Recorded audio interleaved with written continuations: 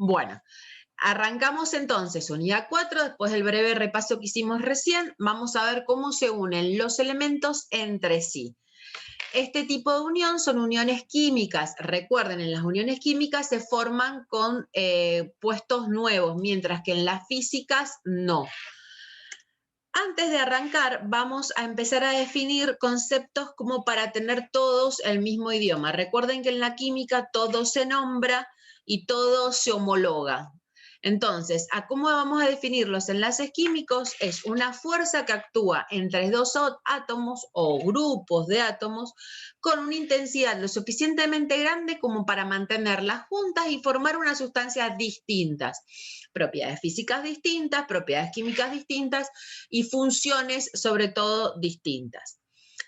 ¿Qué vamos a tener en cuenta para empezar a desarrollar estas uniones químicas? Primero, recordemos, unidad 3, tabla periódica, que los gases nobles tienen una configuración electrónica saturada, es decir, que en su último nivel tenemos el número máximo de electrones posibles. Por eso se los llama gases nobles o inertes. Son estables químicamente, no reaccionan.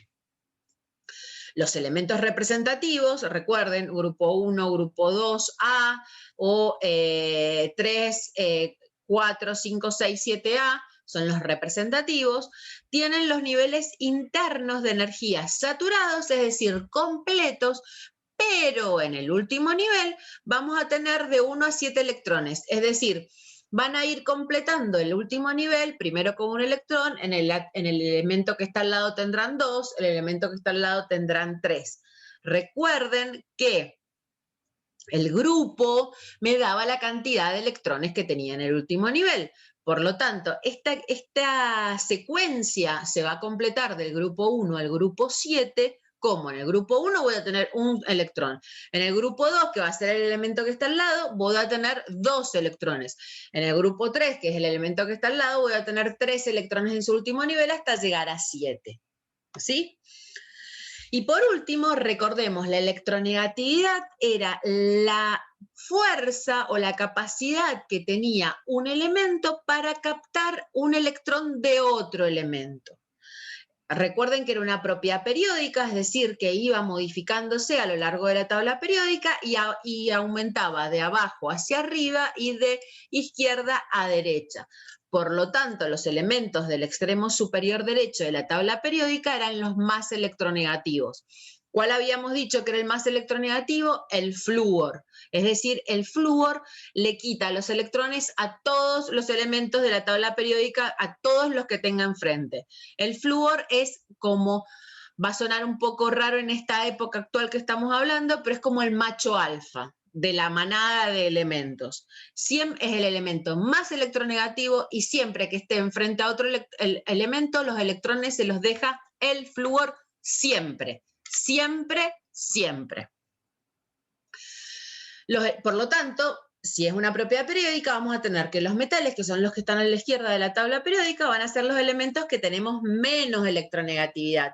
Es decir, que no tienen capacidad para quitar electrones, por lo tanto, ¿qué van a hacer? Generalmente los metales son los que ceden los electrones, mientras que los no metales, que están a la derecha de la tabla periódica, son los que los aceptan. Bueno, repasando nuevamente, átomo, como bien dijimos hace unos minutos en el repaso, tiene una carga eléctrica neutra. ¿Qué significa? Tengo igual cantidad de cargas positivas que ¿dónde van a estar? En el núcleo. ¿Quién las va a proporcionar? Los protones. Y tengo igual cantidad de carga negativa que ¿dónde va a estar? En la zona extranuclear. ¿Quién las proporciona? Los electrones. Pero acá vamos a poner un nuevo concepto, que es el concepto de ión. ¿Qué es un ión? Es un átomo que ha adquirido una carga. Y acá préstenme atención, adquirir carga, ¿qué significa? Que adquirió una carga positiva o una carga negativa. Pero esto puede resultar confuso, ¿de qué manera? ¿Por qué? Cuando un átomo gana un electrón, ¿qué está haciendo? Aceptando una carga negativa. Acabamos de decir que los electrones son negativos, por lo tanto se transforma en un anión y lo vamos a representar con X, cualquier átomo, y una carga negativa en el superíndice derecho. ¿sí? Ahora, ¿qué pasa cuando un elemento X cualquiera pierde un electrón? Adquiere una carga positiva que se llama catión. Ahora, esto adquiere una carga positiva, ojo, ojo, porque no significa que gane un protón, sino que al perder el electrón, un protón del núcleo queda sin pareja. Entonces adquiere una carga positiva. Esto es pregunta de examen y siempre caen y caen y caen. Cuando un átomo adquiere una carga positiva, ¿adquiere un protón? No, nunca, jamás. Cuando un átomo adquiere una carga positiva, significa que perdió un electrón. Repito, cuando un átomo adquiere una carga positiva, significa que perdió un electrón. Jamás, jamás, jamás se ganan protones, porque los protones, ¿dónde están? En el núcleo, ¿sí? Entonces, por ejemplo, tenemos un elemento, por ejemplo, el potasio, que tiene un Z de 19. Recordemos que era el Z, el número atómico, que me indica la cantidad de protones. Por lo tanto, si tengo un Z de 19, tiene 19 protones, por lo tanto, tiene 19 cargas positivas. Si tiene un Z de 19, tiene 19 electrones, por lo tanto, tiene 19 cargas negativas. ¿Qué pasa cuando esquemáticamente decimos que el potasio son más 19 menos 19? ¿Qué pasa cuando pierde un electrón? Los 19 cargas positivas quedan siempre en 19 porque no se modifican. ¿Qué va a pasar? Pierde un electrón, por lo tanto, ¿cuál va a ser la carga? Menos 18, porque hay un electrón que se fue. Entonces, la carga más 19 menos 18, ¿qué me va a dar? Una partícula cargada positivo más 1 que va a ser el catión potasio, ¿sí? Por ejemplo, en el caso del bromo, que tiene un Z de 35. ¿Qué significa que tenga un Z de 35? Que tiene 35 protones, lo que implica que tiene 35 cargas positivas. Y que tiene 35 electrones, que significa que tiene 35 cargas negativas. ¿Estamos de acuerdo hasta acá? ¿Por qué? Porque el átomo es neutro. Ahora, ¿qué pasa si gana un electrón? Es decir, los más 35, que son los protones, ¿se modifican? No, porque el número de protones no se modifica jamás. ¿Qué va a pasar? El menos 35, que son los 35 electrones, se van a transformar en menos 36. Por lo tanto, la carga neta más 35 menos 36, ¿cuál va a ser? Bromo menos 1. Es decir, tengo un electrón más de los que tenía inicialmente. Entonces, una vez definido lo que son los iones, vamos a ver uniones iónicas. Como su nombre lo indica, las uniones iónicas son uniones que se dan entre iones, es decir, entre partículas cargadas, de manera positivas o negativas, ¿sí? Para esto vamos a tener en cuenta la regla del octeto.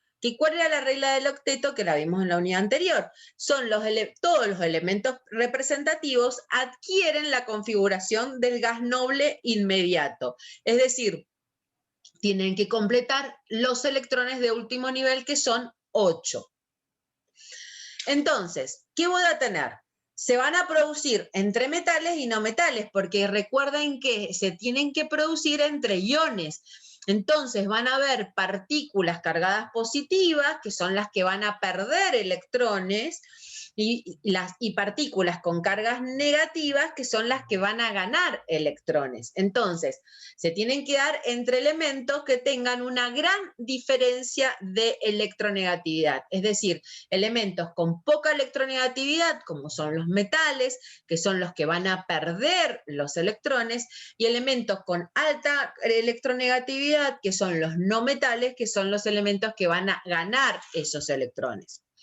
Entonces, vamos a tener los metales, grupo 1, grupo 2, grupo 3, grupo 4, y algunos de transición, como por ejemplo sodio, potasio, litio y cesio en el grupo 1, berilio, magnesio, calcio, estroncio y bario en el grupo 2, aluminio en el grupo 3, estaño y plomo en el grupo 4, los de transición como el cromo, manganeso, hierro, cobalto, níquel, cobre, plata, oro, zinc y mercurio. Esos elementos tienen gran tendencia a perder electrones. Si tienen tendencia a perder electrones es porque su electronegatividad es baja. ¿Sí? ¿Cuáles van a ser los elementos que ganen electrones? Los de la derecha, es decir, los no metales, grupo 6, grupo 5, grupo 6, grupo 7. ¿Sí? Esos van a ganar electrones, es decir, que su electronegatividad es elevada. ¿Por qué? Los elementos que pierden electrones van a transformarse en cationes, los elementos que ganen electrones se van a transformar en aniones, y la unión iónica, ¿qué va a ser? La unión del catión con el anión. Y se van a formar un enlace de tipo iónico, es decir, con fuerzas eléctricas de la carga positiva que se atrae a la carga negativa. ¿Qué ejemplos tenemos de este tipo de unión?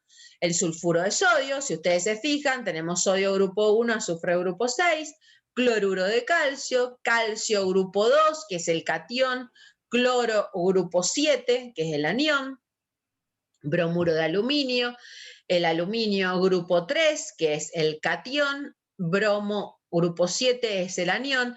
Esto lo vamos a ver la clase que viene, así que no se empiecen a perturbar, que yo nombro compuestos. La clase que viene vamos a empezar a nombrar estos compuestos, así que quédense tranquilos.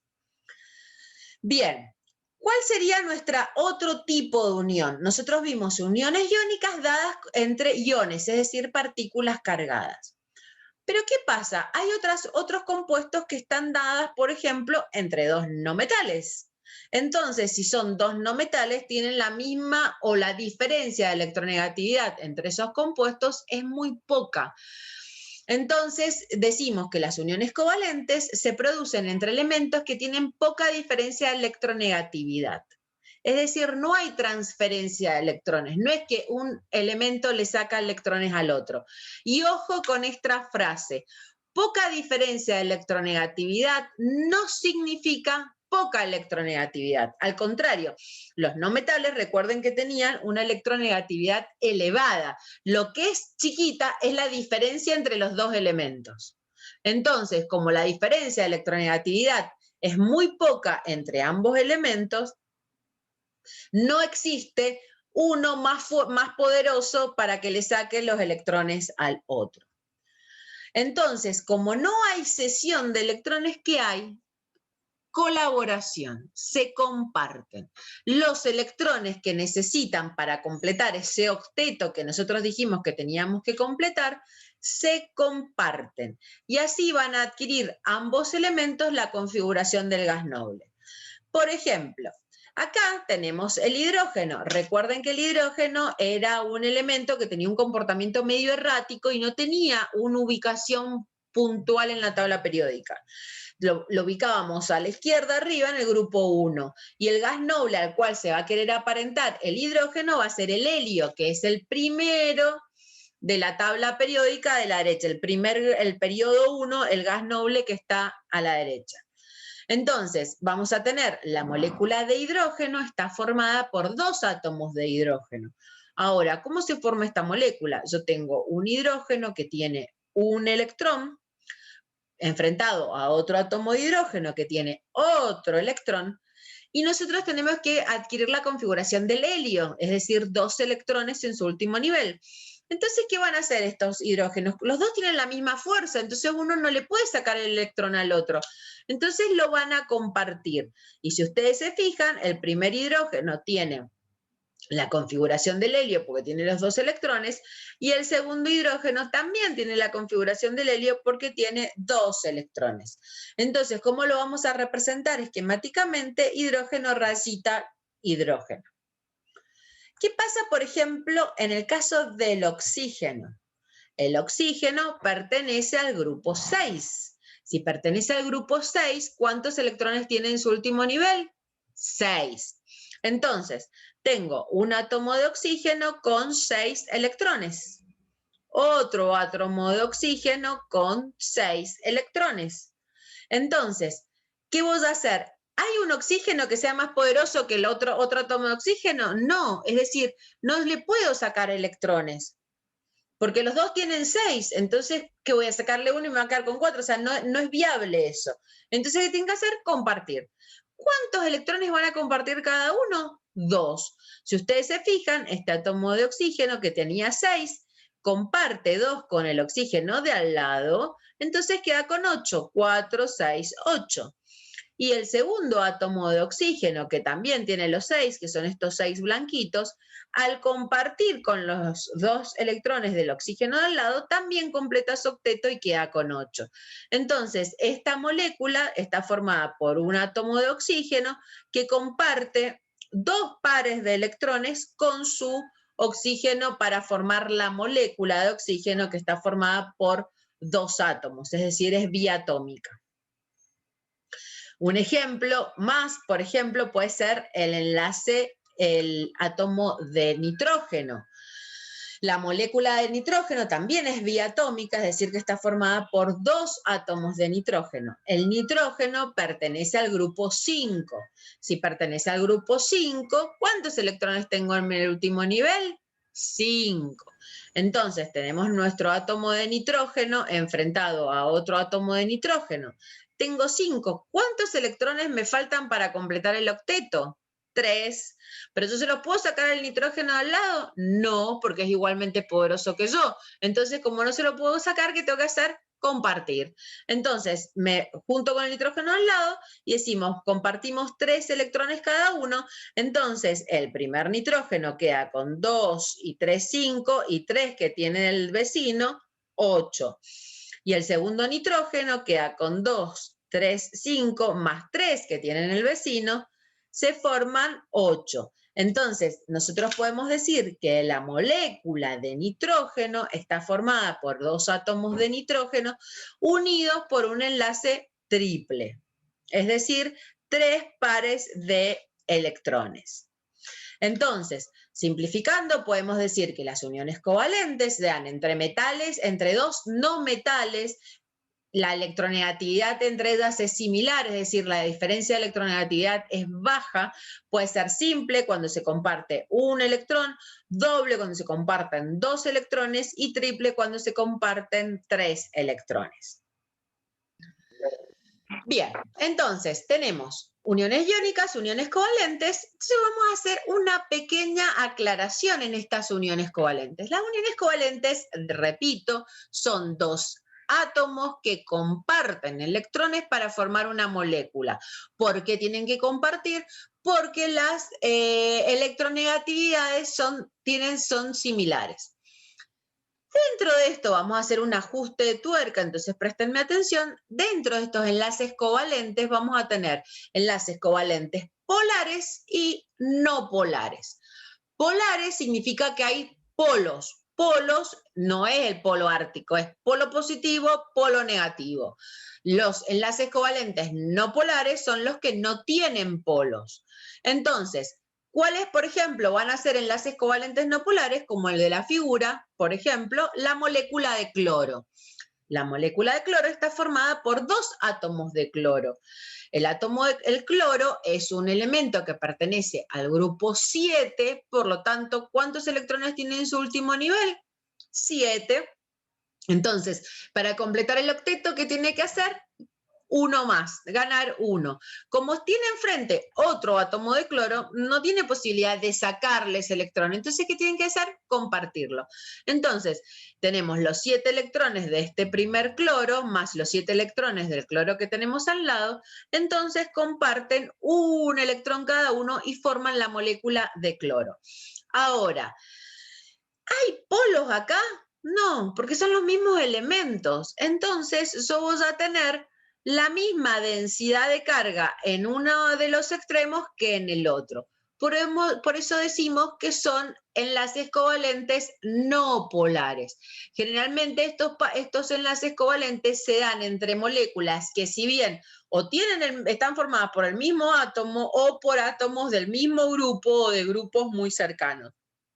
Es decir, con una electronegatividad prácticamente igual. ¿Qué pasa con los polares? Y acá préstenme atención porque acá es donde yo me suelo hacer un festín con las diferencias entre esto y uniones iónicas, así que préstenme atención. Covalentes polares, como su nombre lo indica, ¿qué significa? Que hay polos, que dijimos que eran polos, polo positivo, polo negativo. Entonces acá vamos a ver este ejemplito que yo he puesto acá, que por ejemplo es el cloruro de hidrógeno. Es decir, es una sustancia formada por cloro e hidrógeno. El hidrógeno es un no metal, el cloro es un no metal, tenemos una unión covalente. Entonces, cloro, dijimos grupo 7, ¿cuántos electrones tiene su último nivel? 7. Entonces tengo los 7 electrones del cloro, 2, 4, 6, 7. El hidrógeno es grupo 1, ¿cuántos electrones tengo en su último nivel? 1. Entonces se une el electrón del hidrógeno con el electrón este que quedó sin parejita del cloro, se forma el enlace y se forma el cloruro de hidrógeno. ¿Sí? Ahora, ¿qué pasa? Estos 7 electrones que están alrededor del cloro, ¿qué generan? ¿Qué carga tienen los electrones? Negativa. Por lo tanto, ¿qué van a generar? Una densidad de carga negativa. Bien, entonces, ¿qué van a hacer? Estos electrones que están alrededor del cloro van a atraer estos electrones del enlace hacia sí, o sea, los van a acercar. Por lo tanto, estos dos electrones de acá van a estar más cerquitas del cloro que del hidrógeno. Si están más cerquitas del cloro, la densidad negativa generada en este lugar va por ende, o sea, por defecto, genera densidad positiva en el otro, porque tengo más alejado el electrón. Y si el electrón está más alejado, tengo una densidad de carga positiva. Pregunta de examen, ¿esto es una carga positiva? No. Segunda pregunta, ¿por qué? Porque para que sea carga positiva, el hidrógeno le tendría que haber cedido su electrón al cloro. Y acá, en las uniones covalentes, ¿se ceden ¿se ceden electrones? No. ¿Dónde se ceden electrones? En las uniones iónicas. Entonces, esta es una unión covalente polar. ¿Cuál es la diferencia entre una unión iónica y una covalente polar? Primero, en las iónicas participan iones, es decir, partículas con cargas. Y para que para que un átomo se transforme en un ion, tiene que ganar o perder electrones. Acá, en las uniones covalentes polares, nadie perdió electrones.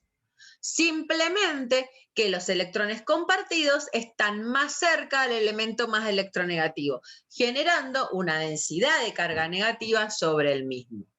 ¿Sí? Entonces, tengo más diferencia de electronegatividad entre los dos elementos, por lo tanto, la nube de electrones se va a acercar al núcleo. Este mismo ejemplo lo puedo tener con la molécula de agua, que está formada por un átomo de oxígeno y 2 átomos de hidrógeno. Este oxígeno tiene 6 electrones en su último nivel, entonces esos 6 electrones van a generar una electronegatividad lo suficientemente alta como para que este enlace que se forma con el hidrógeno esté más cerquita, generando una densidad de carga negativa y del otro lado una densidad de carga positiva.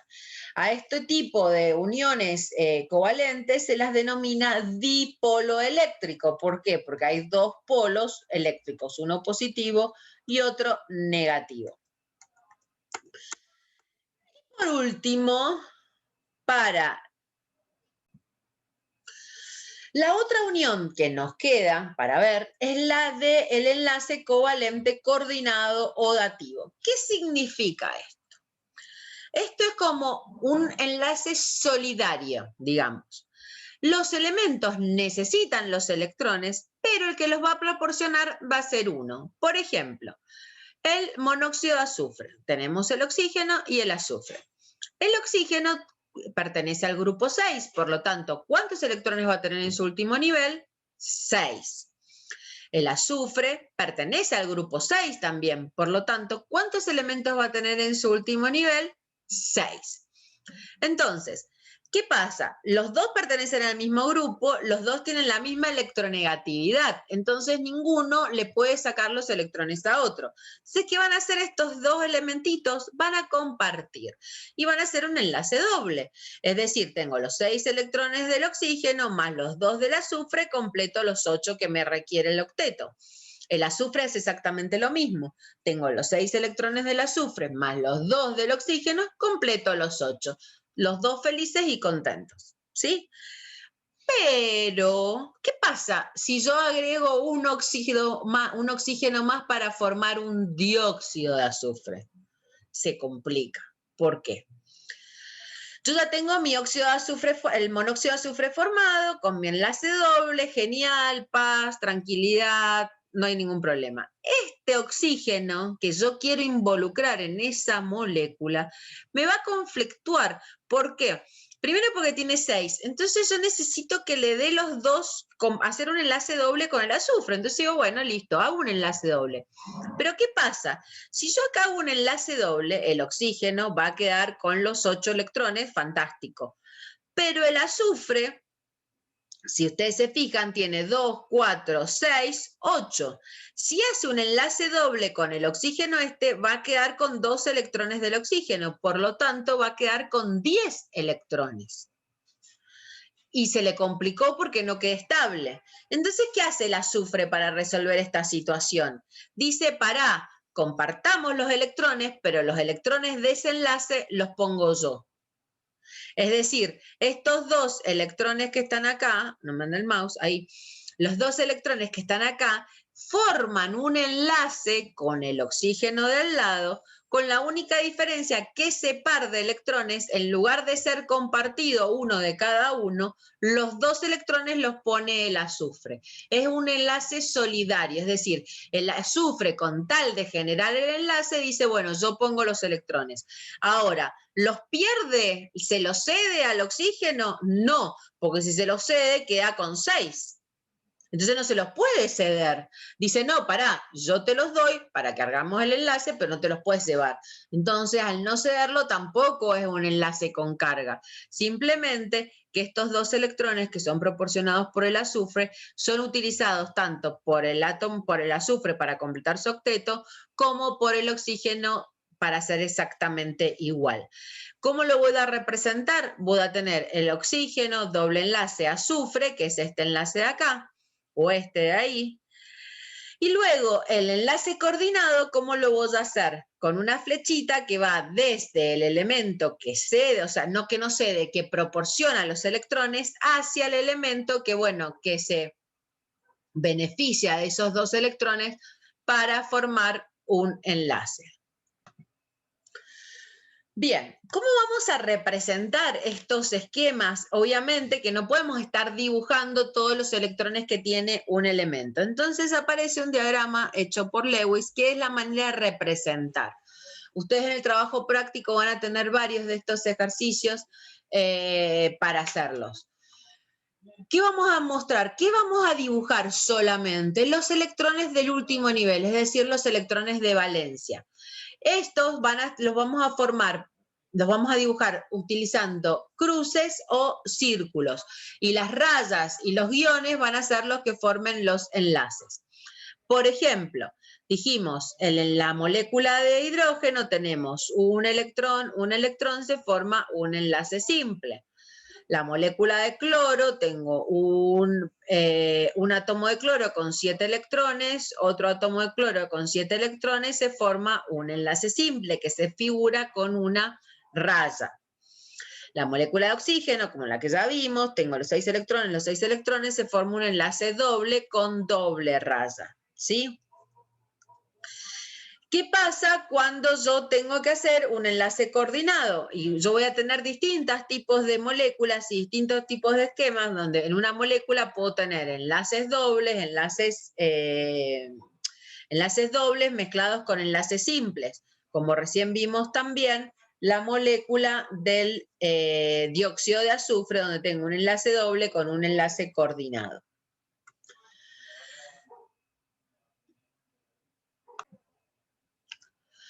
Nosotros hasta este momento hemos visto cómo átomos de determinados elementos se unen formando enlaces químicos para formar una molécula, ¿sí? Pero si observamos, por ejemplo, el agua, podemos decir que está formada por átomos de hidrógeno, 2 átomos de hidrógeno y un átomo de oxígeno. Eso forma una molécula de agua. Pero nosotros en la naturaleza no vemos una molécula de agua, vemos agua. Ese agua que se observa está formado por miles y miles y miles de millones de moléculas de agua. Ahora, ¿qué hace que esas moléculas aparezcan como un todo? Que no haya división entre las moléculas. ¿Alguna vez se lo han preguntado? Yo creo que sí, estoy segura que les ha desvelado muchas noches de su vida preguntándose cómo es que se unen las moléculas para que parezcan un todo y no moléculas separadas, porque yo lo que en realidad estoy formando es la molécula de agua, 1, 2, 3, pero cuando ustedes ven agua no visualizan la molécula, ven agua. Estas uniones que suceden entre las moléculas para que aparezcan como un todo se las denominan uniones moleculares o intermoleculares. Obviamente que estas uniones son mucho más débiles que las uniones covalentes o que las uniones iónicas. De hecho, están formadas, la molécula ya está formada. Solamente las uniones intermoleculares hacen que estas moléculas permanezcan unidas unas a otras, como pegadas, pero no forman, no interaccionan para formar un nuevo compuesto como es la unión química, sea iónica o covalente. Y obviamente estas uniones intermoleculares van a variar con la temperatura. ¿Cómo sé yo eso? Porque la temperatura es el factor determinante para que se produzca un cambio de estado. Recuerden las clases pasadas cuando vimos a una temperatura, yo tengo un elemento que está al estado sólido. A medida que voy aumentando la temperatura, va a pasar ese elemento, va a llegar a un punto tal donde el estado sólido pase a un estado líquido. Esa temperatura donde se produce ese cambio es el punto de fusión. Sigo subiendo la temperatura y ese líquido, ¿sí?, va a llegar a un punto tal, una temperatura tal que va a pasar a gas. Es decir, se va a producir otro cambio de estado y esa temperatura era el punto de ebullición. Si recordamos lo que vimos en la unidad 1 de materia, decimos que las fuerzas intermoleculares del estado sólido son más fuertes y hacen que las moléculas estén más juntas. Estas fuerzas luego se van debilitando en el estado líquido para el gas quedar inexistentes. Entonces, la temperatura, ¿qué hace? Que a medida que aumenta la temperatura, las fuerzas intermoleculares son cada vez más débiles. Nosotros vamos a estudiar 3 tipos de fuerzas intermoleculares. Las fuerzas de London, que son sumamente débiles y se producen cuando hay un dipolo transitorio. Recordemos dipolo, que había un polo positivo, un polo negativo. Luego, las fuerzas de vida, dipolos permanentes, es decir, se las denomina fuerza dipolo-dipolo porque esos dipolos son permanentes y constantes. Y por último, las uniones puente-hidrógeno, que son de gran importancia biológica y nosotros las vamos a ver, estas uniones puente-hidrógeno, desde macromoléculas hasta la parte metabólica, donde son de vital importancia. Las primeras, que dijimos que eran las más débiles, son las fuerzas de London. ¿Qué pasa en estas fuerzas de London? Por ejemplo, yo tengo una molécula. Esta molécula es una molécula no polar. Por alguna circunstancia externa, ¿qué se produce? Una densidad de carga negativa, es decir, los elementos más electronegativos se van hacia un extremo, generando una densidad de carga positiva. ¿Por qué? Porque los electrones van a estar más cerca de los elementos electronegativos. Este dipolo que se forma de manera transitoria, al acercarse a otra molécula que no es polar, es decir, que sus densidades de cargas están similares, al enfrentarse, ¿qué va a hacer? Esta densidad de carga negativa va a generar un dipolo en la molécula vecina, acá, y esta positiva igual. Entonces, esta densidad de carga positiva se va a unir a una densidad de carga negativa de la molécula vecina. Entonces van a hacer que se acerquen y permanezcan juntas. ¿Qué pasa? Como esto es transitorio, porque en cuanto una molécula recupere su neutralidad, todas estas uniones empiezan a caer. Entonces son fuerzas que son muy débiles en cuanto a su magnitud. Por ejemplo, son las fuerzas entre el oxígeno, entre las moléculas de oxígeno, dióxido de carbono, entre los gases. Si ustedes se fijan, el oxígeno, las moléculas de los gases están absolutamente separadas unas de otras. Las otras fuerzas que vimos, que sí son bastante más poderosas y las vamos a ver en varias situaciones, son las fuerzas dipolo-dipolo. Es decir, la molécula en sí es un dipolo. Está formada por una densidad de carga negativa y una positiva. Es decir, acá hay un elemento más electronegativo que atrae el enlace hacia sí, y al atraer los electrones hacia su núcleo va a dejar como una densidad de carga positiva enfrente. ¿Qué pasa? Esta densidad de carga positiva se va a unir a una densidad de carga negativa de la molécula que está enfrentada. ¿Sí? Esto, a su vez, va a formar entonces un esquema, un retículo. Esta molécula se va a enfrentar a otra, a densidad de carga negativa con la positiva, y esta densidad de carga positiva se va a unir a una densidad de carga negativa al extremo negativo de la otra molécula. Y esto forma un retículo. Este tipo de uniones son las que explican la solubilidad.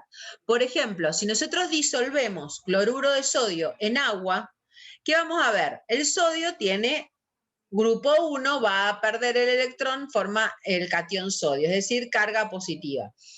Esa carga positiva, cuando la disuelvo en agua, ¿qué pasa? Acá vamos a ver estos esquemitas, van a ser las moléculas de agua.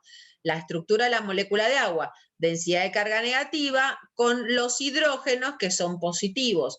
Entonces, ¿cómo se va a colocar la densidad de carga positiva? ¿Cómo se va a ubicar estas estructuras o estas moléculas de agua alrededor del sodio? Van a quedar con el oxígeno enfrentado al sodio, recubriéndolo, dejando las densidades de carga positivas hacia la parte externa.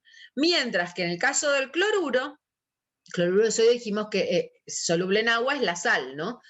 El cloruro de sodio, el cloruro que es negativo, la molécula de agua, ¿cómo se va a ubicar? Al revés, las densidades de cargas positivas rodean la carga del cloruro y las negativas quedan hacia afuera. A esta estructura se la denomina ion solvatado. Es decir, es la base para cuando nosotros veamos en soluciones que los solutos polares, en este caso el cloruro de sodio es polar porque tiene sodio positivo, cloro negativo, se disuelven en solventes polares, como por ejemplo este caso que es el agua.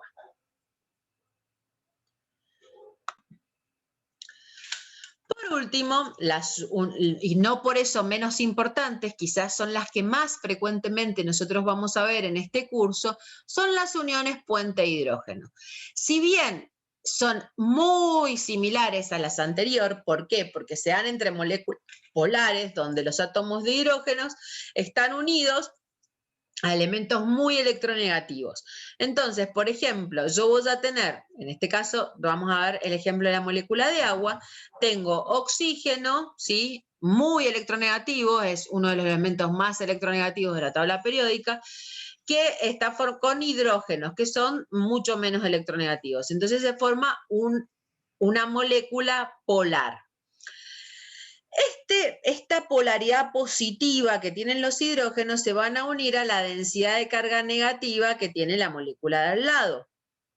Estas uniones son mucho más intensas y son lo que explica el retículo cristalino que tiene la estructura del agua. El agua, si ustedes se ponen a pensar, es el estado sólido del agua, a diferencia de los estados sólidos del resto de las sustancias, tiene menor densidad y mayor volumen. A diferencia del resto de las sustancias de la humanidad, que el estado sólido es más denso y ocupa menos volumen que el estado líquido. Ustedes piensen que el hielo en el agua flota, por lo tanto es menos denso. Y cuando el agua se congela, ocupa más espacio, es decir, aumenta su volumen, a diferencia del estado sólido normal. ¿Esto a qué se debe? A la estructura que tiene el agua en el caso, en el estado sólido y líquido. En otro de los ejemplos donde lo vamos a ver, esta unión puente-hidrógeno, van a ser en las uniones entre las bases nitrogenadas que se dan en los nucleótidos que forman las cadenas de ADN. La cadena de ADN es una doble hélice, la vamos a ver en las unidades que siguen, es una doble hélice, pero esas dos hélices están unidas y sostenidas por uniones puente-hidrógeno, ¿sí? ¿Está claro acá, hasta acá este tema? Tenemos uniones dipolo-dipolo, sí, fuerzas de London, que son fuerzas con dipolos transitorios, dipolo-dipolo, y uniones puente-hidrógeno.